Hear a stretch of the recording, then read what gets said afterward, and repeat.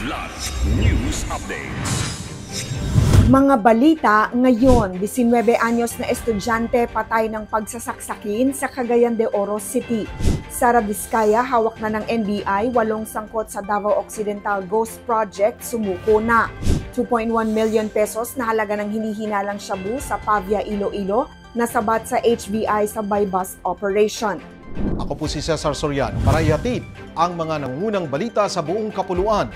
Ngayon, Tadtad ng saksak sa katawan ng matagpuan sa bakanteng lote ang isang 19 na taong gulang na grade 11 student sa Purok 4B, Kamakawan, Barangay Gusa, Cagayan de Oro City nitong Miyerkules, December 10.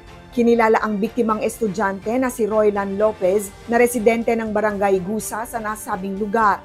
Ayon sa investigasyon, natagpuan ng bangkay nito na nakahandusay, nakatali ang mga kamay at nakapagtamo ng 10 saksak sa iba't ibang parte ng katawan.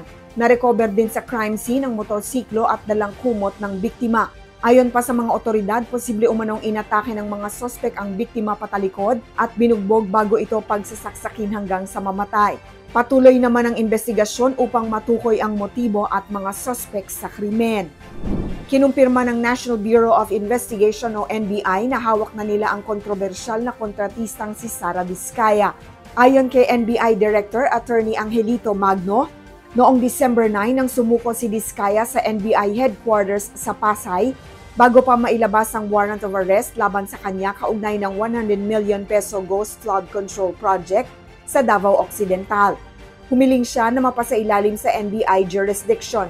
Bago ito ay unang iniulat ni Pangulong Ferdinand Marcos Jr. na sumuko na rin ang 8 DPWH, Davao Occidental officials na dawit sa nasabing Ghost Project. Kasama ang kanilang legal counsel ay voluntaryong humarap sa NBI Semro 9 ang 8 noong December 7. Alinsunod dito sa panawagan ng Pangulo, DOJ at Ombudsman na makipagtulungan sa flood control cases.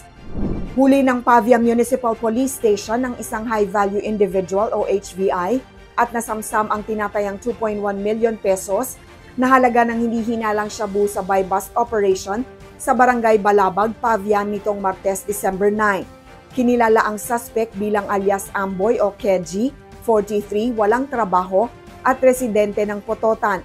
Ayon sa pulisya, nahuli siya matapos magbenta ng isang sachet ng shabu sa halagang 15,000 pesos sa isang kosher buyer. Na-recover mula sa kanya ang humigit kumulang 310 grams ng shabu, buy-bust money kabilang ang marked bill at iba pang ebidensya. Kasalukuyang nakakulong ang suspect sa Pavia Municipal Police Station habang inihahanda ang kasong paglabag sa Republic Act 9165. Para sa Kidlat News Channel, ako si Rosalyn Sinchonco, nag-uulat. ako po si Cesar Soriano, kasama nyo sa bawat pagputok ng balita.